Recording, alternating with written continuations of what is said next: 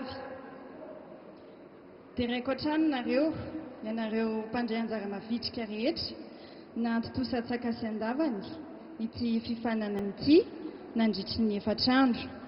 Dia ny avy ao amin'ny nosy Comore, Maurice, La Réunion ary ny avy eto Madagasikara.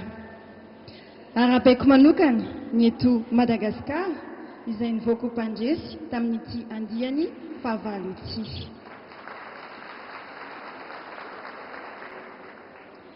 Tena nampidi-po tokoa nanatrika ity faninana ity. Samy nanolotra ny fikirizana sy fahaizana ary indrindra ny fiarametan'ny ekipa ka nanome endrika nafinaritra sy avolenta ny fifaninanana.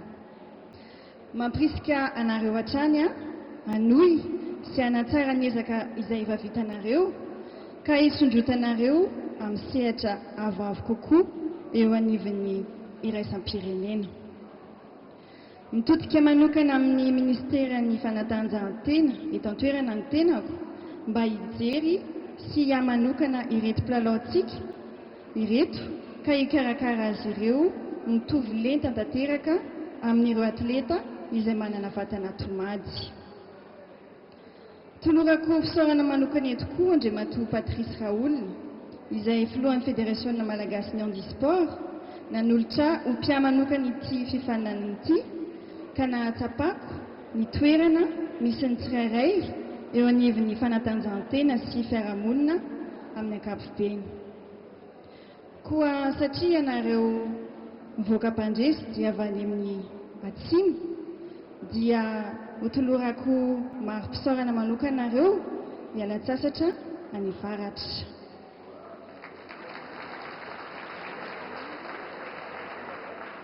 Ianareo 20 mirahalahy sy ianareo mirahalahy izay naresy tamin'ny pétanque zany no asaina makany Diego mandritry ny 3 andro amin'ny herinandro.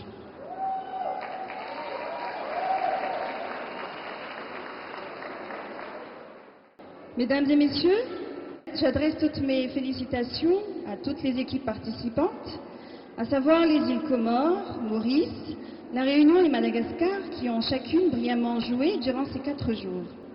Un grand bravo aux Malgaches, champions de cette année 2011. J'ai été très admirative devant vos prouesses qui ont toutes les qualités de sportifs de haut niveau. Merci pour ce beau spectacle qui n'a rien envié à d'autres. Grâce à cette rencontre sportive, nous pouvons tirer une grande leçon de vie sur le plan du courage. Ainsi, je vous incite à faire toujours mieux, car le résultat est extraordinaire et gratifiant. Je souhaite donc un bon retour aux athlètes des îles voisines.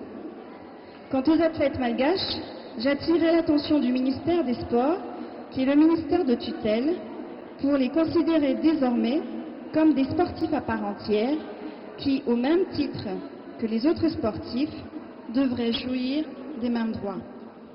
Enfin, je remercie vivement le président de la Fédération malgache de handisport, M. Patrice Raoul, de m'avoir proposé ce parrainage qui a été pour moi très enrichissant.